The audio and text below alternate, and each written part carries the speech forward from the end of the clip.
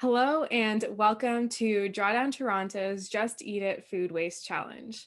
My name is Erin Andrews. I'm the founder and executive director of Impact Zero, and we've partnered with Drawdown to deliver the 6-week series of interviews with people working on sustainability initiatives in the food waste space. This week's theme is shopping, ugly, and composting 101. So this week we'll be chatting with Sunday Harrison, who is the founder and executive director of Green Thumb's Growing Kids. She's an experienced gardener with a master's degree in environmental studies and a graduate diploma in environmental and sustainability education from York University. She's passionate about garden-based learning and children's access to the natural world and healthy, fresh food. Welcome, Sunday. Thanks for having me. I'm so happy to be here. Thanks so much for joining us. So let's jump right into it. Why don't we start with you sharing a little bit more about Green Thumbs and why you think giving kids the chance to dig in the dirt is such an important lesson? Well, first we call it soil. We don't call it dirt. Dirt is not alive, but soil is Mm, alive.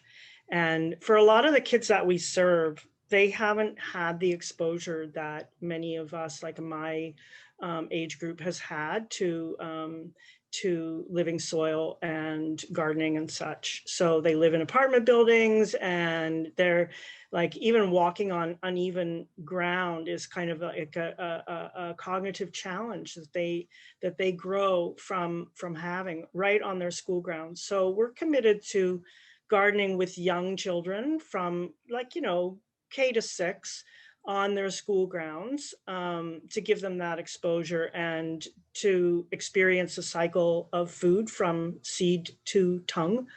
Um, Most of the culinary type activities that we do are simple activities that can be done right in the garden, so that we don't require a lot of, indoor kitchen space. I mean, it'd be nice to have, but basically, my theory always was, like, if you start food literacy and garden-based learning in the garden, you will end up bringing that food indoors. But if you start indoors in the kitchen, you may not get to the garden.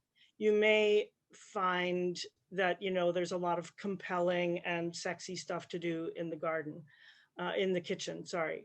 But the garden is also not just about food for humans. It's about food for insects and birds and squirrels and all the critters that we share this planet with, even in urban areas.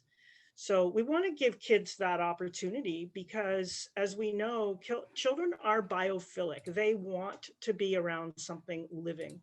And whether it's a pet at home or, a bug in the garden, a worm, it's important for them to express their love of nature and of living things.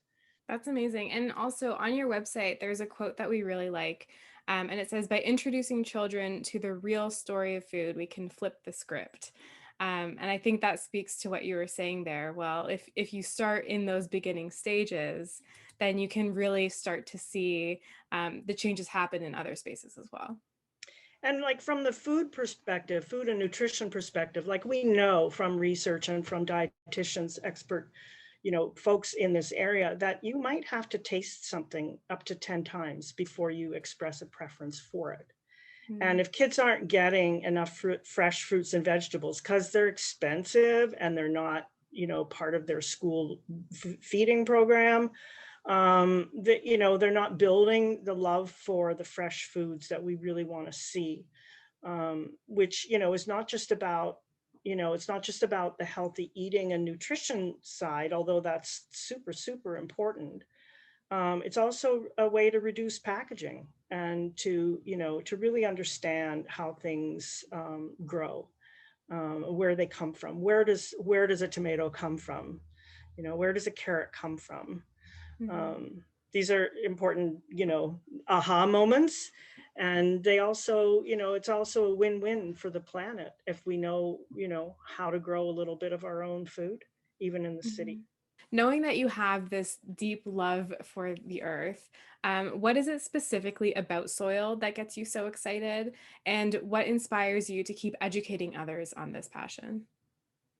Well, I'm so glad you asked. I'm currently really, really jazzed about the drawdown potential, the potential of soil with healthy plants and healthy soil organisms to draw down the excess CO2 in the atmosphere.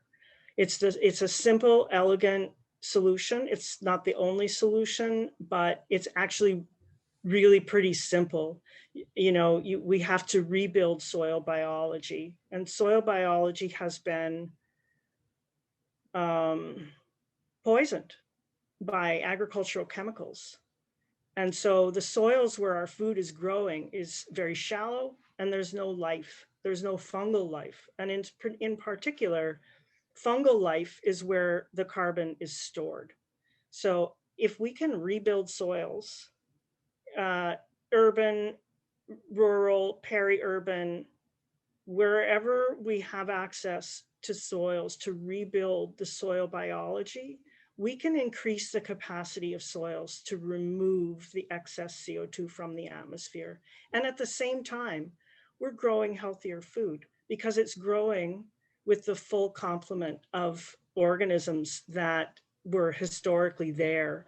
Modern, what they call conventional agriculture, has only really been around for 60 years or something. It's not that long, but we've managed to destroy a lot of soil, a lot of topsoil, through the use of those chemicals and through tillage. Mhm. So it's just kind of like, there's just things we just need to stop. It's not like we even need to invest so much. We just need to switch the practices.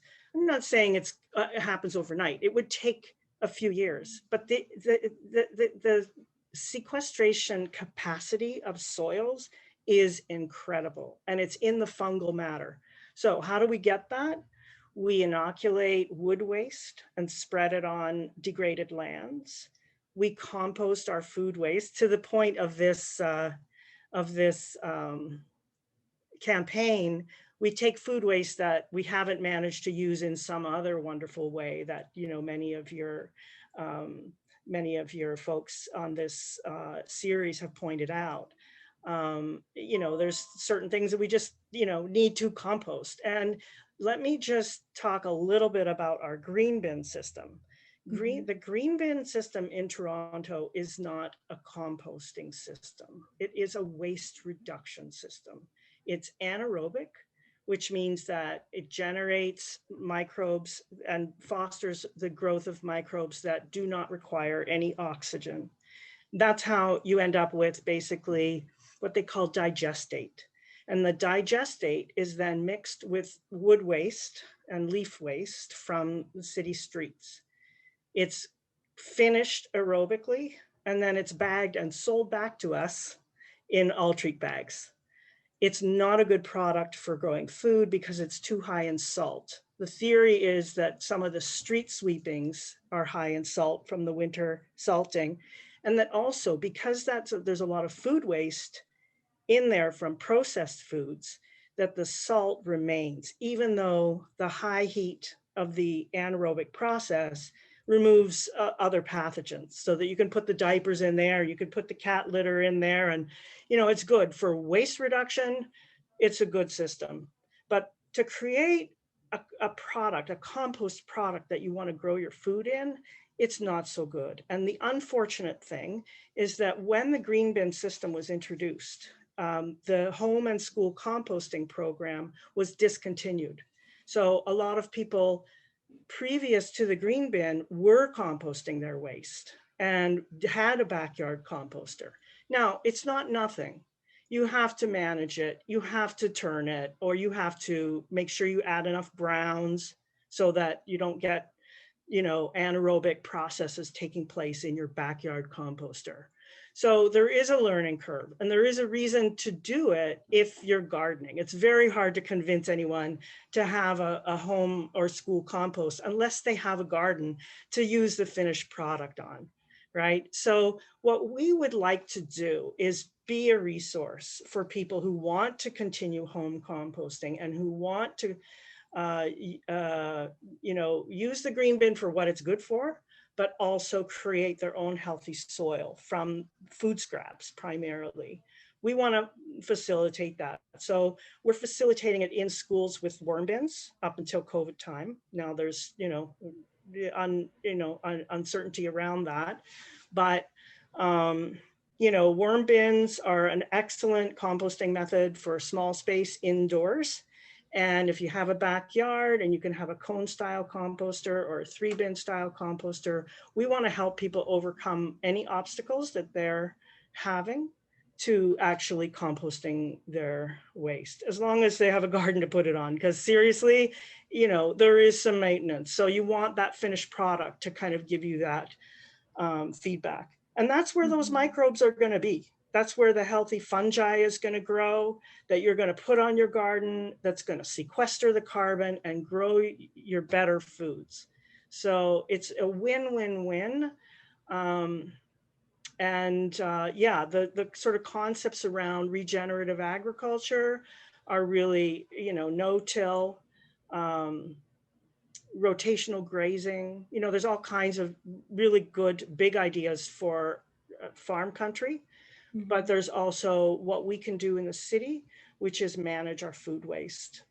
Yeah, and I think that's something that's really important to talk about, because the disproportion of the supply is in the cities, demand is in the farm country, where they're the ones that would need it a lot for in large quantities. But as you mentioned, if we can keep it looped in our own properties and our own gardens and the soil local to us, that would be a good solution to be able to regenerate the soil quality locally, which is and also so not key. shipping our green waste away in a truck that's burning diesel.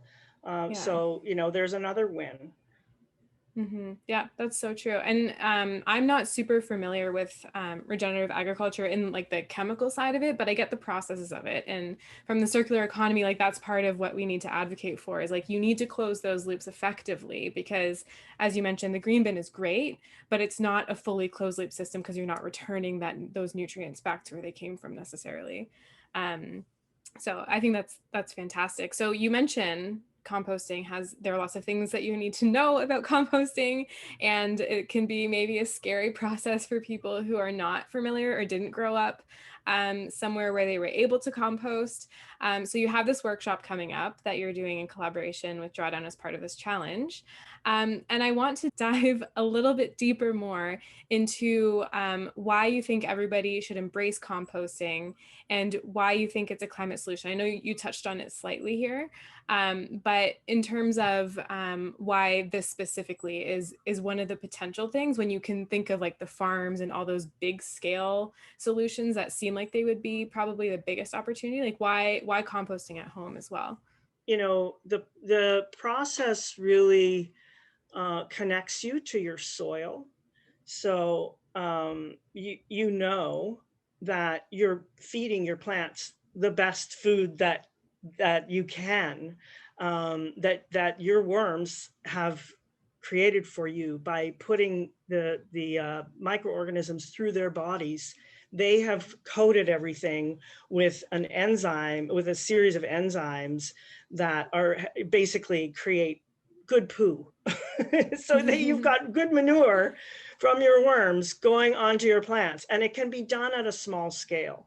So it connects you spiritually to your planting and to your growing and to your food, by understanding that it's actually the microbes that run the world. Like if you do a DNA scan of a human body, 90% of the DNA is microbes. It's not human DNA. So, I mean, microbes created us. They are our masters. So, by joining with them and understanding how they work and how to keep a pile aerobic, that's kind of the key, is that if it smells bad, it is bad. If it's aerobic, it should smell good, and you should enjoy that smell and know it, right? So your nose becomes very, very fine-tuned. It's just like being a wine snob, but better, because it's always there for you. Like your worms are always taking down your food scraps, and you're always thinking about their moisture level, their temperature, and the greens and browns that have to go in there. And it's not rocket science, but it is science. And so it's great for kids to stimulate their interest in science. And, you know, we've just, I'm so pumped about this. We came across something called a frugal microscope, and it's a folding microscope. It's called Foldscope. If you look it up, foldscope.com. And it's like an affordable miniature microscope that children can use, right? Oh, wow. That's So now I awesome. haven't integrated it into our programs yet, but that's the next step, because the microbes are doing all of the heavy lifting. They're our friends, and, you know, like I said, like, they rule. And, you know, we can get to know them, but we know so little. Like, that's the other thing, is like 95 to 98% of the organisms, we don't know what they do. We don't know what they are. We know they're there, but we don't know anything about them. It's such an area of study. People can study these organisms for the rest of their lives and still not know. So there's more wisdom to be gained from understanding not just their name, but their job description. What are they doing? Who's eating who? Because basically there's a nitrogen cycle and a carbon cycle, and the microorganisms regulate those cycles. That's how life on the planet evolved. So we're just learning, and the microscope is a brilliant piece of technology to help us understand actually how little we know. Mhm. Right. And I think that's kind of the first step, is you just have to say, you know what, explain like I'm 5, because we're all 5. We don't know so much about what's underneath our feet. Right. Mhm. But we do know that fungal hypha will grow in a healthy soil and sequester carbon. So we know Mhm. that. And then we got to do what Now, we do you know, know. and We got to it do doesn't it. matter if you're in a city, in the country, wherever you are, that's what's going to happen. Wow. That's really incredible. I wish we could talk forever because this stuff really does interest me. But sadly, we have to close it all out now. But thank you so much, Sunday, for joining us this week for our discussion and interview all about food waste. I really appreciate your time. Thank you so much for having me. Amazing. Thank you so much. And for the viewers, if you would like to join Sunday's workshop, there will be more information linked below this video. So definitely go register there. And we will see you next week with our final week 6 episode. Have a great week.